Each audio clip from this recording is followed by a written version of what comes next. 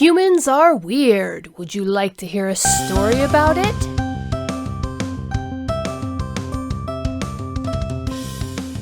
Hello, my wonderful viewers, and welcome to this episode of 22 Days of October Oddity. As you may or may not know, our adorable little spider alien friend quilx'tch has a campaign going on over on Indiegogo to get his research into human weirdness published. That is, he is ready to present over 60,000 words of the finest weirdness humanity has to offer. The link is below the video, so click on over and take a look.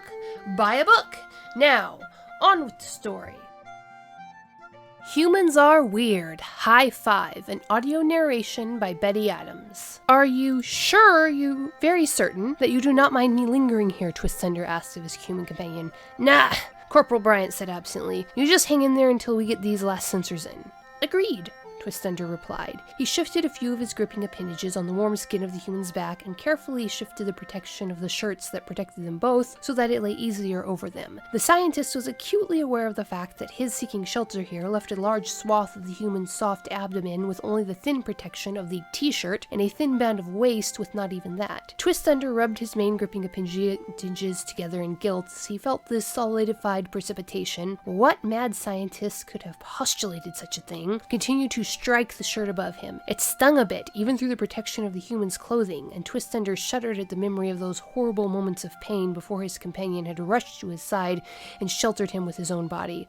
You okay, Twist? Bryant asked. I am. Twistender hesitated, deciding against correcting the shortening of his name. Still relatively uninjured. The human gave a bark of laughter as they reached the next set of coordinates, and he plunged the spike that held the sensor into the soil. Twistender felt a thrill of something that wasn't quite fear as he felt the bipedal muscle structure surge under his appendages. What raw power the human was capable of, what phenomenal forces their bodies were capable of absorbing. Perhaps he shouldn't feel quite so guilty about leaving the human with that bit of unprotected flesh. It was clear that even the tall, energy-expensive bipedal form functioned to protect Bryant from the precipitation, as the small sphere struck his helmet and shoulders, then bounced away from the unprotected area. 2 more left, Bryant said, and Twistender could have sworn that there was joy and anticipation in the human voice. You are excited we are near the end of our task and the safety of our base? Twistender asked. There was a pause, presumably because the human was accelerating his velocity. What did they call that type of movement? Running? Yeah, I guess, Bryant finally confirmed. They fell back into silence, and Twistender focused on attempting to read the confusing mix of chemical signals the human was sending out. This was a rare opportunity to study the humans up close, and Twistender planned to make use of it despite his still lingering terror. Off to the east, the sky flashed with a light that reached his photoreceptors even under the protection of the shirts, and shortly after that a horrific rolling roar passed over them. Twistender fought down an undignified squeak of fear. Shortly thereafter, Bryant plunged the next to last probe into the ground and laughed. Twistender was suddenly struck by the idea that Bryant himself was a part of the storm. The power, the careless violence, the rolling noise, all was reflected in the sky and the surging body beneath the undulate's appendages. One more, Bryant called out, and this last stretch is the shortest one. Bryant accelerated and thrust the last spike into the ground. Freed of that last weight that had been pulling at his arms, the human altered his direction, and they began to fly over the ground. Twistender became aware of some rising sound, something like a rivulet of water falling onto the shoal from a preeminence, but louder and terrifying. Twistender twitched as he realized that somewhere behind him the sleet had increased and the storm front that carried it was approaching them. Before the undulant could ponder that much, Bryant gathered his muscles under him and simply leapt over the protective barriers that surrounded the base.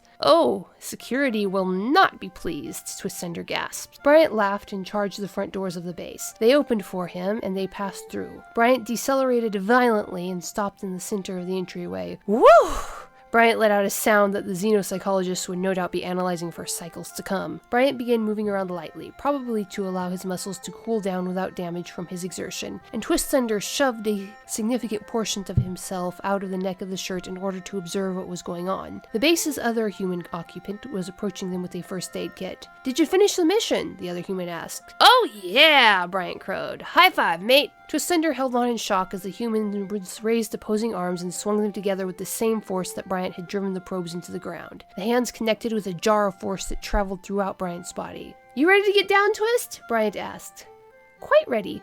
Twistender said meekly. The ungulate climbed down the human's legs and slipped away to his quarters. He mulled over the idea of formally comparing the human's behavior to a sort of benevolent atmospheric storm. A mad, benevolent atmospheric storm.